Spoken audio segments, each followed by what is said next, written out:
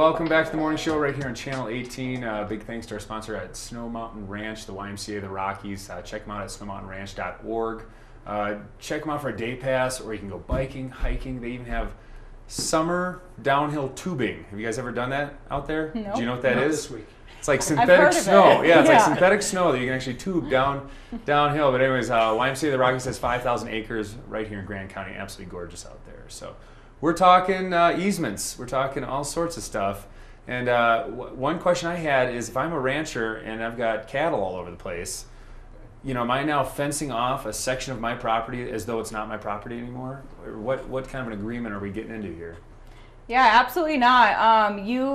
If you are a rancher and you want to put a conservation easement on your land, you can continue to use your land for ranching, for irrigating, for cutting hay. It's still a working landscape, and we actually encourage that. Agricultural scenic values are something that we value at the land. I'm not trust. actually losing acreage here. You're not, no. Maintaining exactly as I've been doing all along, I'm getting paid or get some sort of reward for it. Yeah, We're maintaining that rural agricultural aspect of Grand County that is preserving special to a lot of people. We're preserving the life we have, not necessarily reducing and changing it back into a wilderness phase, or whatever you want to call it. People can continue to irrigate, continue to cattle, continue to hay, forest mitigation, So you can even logging. you can even cut crops off your conserved property. Yeah, a lot of them are just maintaining that historic history. Keeping Grand County Grand County. Yeah. Exactly. Well, that's incredible.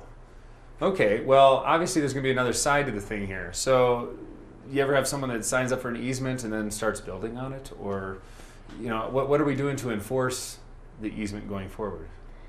So every year I have to go out, or someone from the land trust has to go out and monitor all the conservation easements that we hold. And this is the stewardship portion of Yep, so that's our job. stewardship program, and it's something that legally we have to do. If I don't do it, someone else has to do it. And so every summer from June through September, I contact every landowner that has a conservation easement with us, and I talk to them about what they did in the past year, what they want to do this upcoming year, and I go out to their property and I walk the property with them. So you throw your waders on and Yep. get right out in it. Yep, and I take photos, and I walk the boundaries to make sure there's no violations, and just to make sure that the reason we put that land under conservation easement, that it's still being protected. Do you ever find violations? We've been lucky so far. We haven't had any violations yet. You're very cooperative landowners. Yeah, we love our landowners. And so you said there's 60 different properties, so that means 60 different times you have to do this a year. And so I'm trying to do the math. How big's your staff? Let's just start there. Do you have other people that you kind of have to send out to this property, that property? So I do all the monitoring, and we have a part-time grant writer, and we have a part-time accountant person. So I'm in charge of all the monitoring, so I'm the one going out, setting up the meeting, talking to the landowner, driving to their property, and spending half a day walking it with them. You're not just walking along the highway. These are some pretty beautiful locations, and it's a pretty cool job. Yeah. How much of your job is spent doing this process? All throughout the summer, all the June, July, August, September, it's really all I do.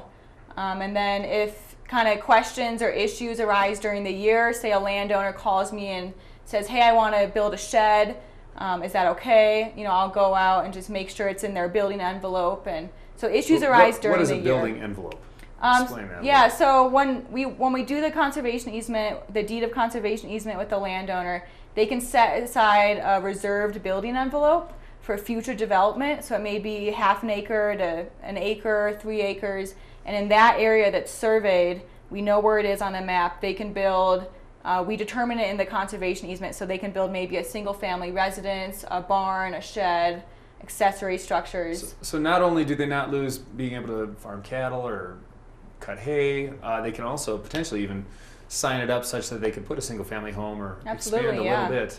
And the building envelopes are meant for existing and future proposed structures. So we want the landowner to be comfortable with what he's got there now and what he wants to do in the future. He doesn't have to give up all his goals if he had some. Yes.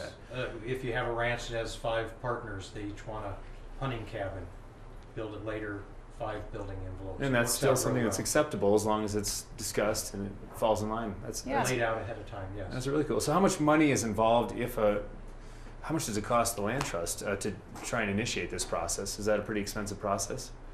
Yeah, conservation easements can take a long time. Some are very simple and can take 6 months, and some are. So that's a simple one. It still That's a takes simple 6 one, months. yeah. Okay. And some take longer, and they can take up to 2 years to finish. So This is from the initial interest all the way until All the it's way signed until on, and we're closing, just yeah. in the stewardship phase after that. yeah, so it So takes. there's a lot of items that need to be checked off. So the cost can vary greatly. greatly, I'm sure, from size of the Yes. land to the amount of diligence that needs to go into it. The survey, the legal work, the title work, preparation of the deed, meetings, getting the landowners to submit their fees. Then we sometimes go outside and try to get other endowments and so forth. So is the to bulk help of the them. cost to the land trust, is that just securing the easement, or is it kind of combined between securing and maintaining?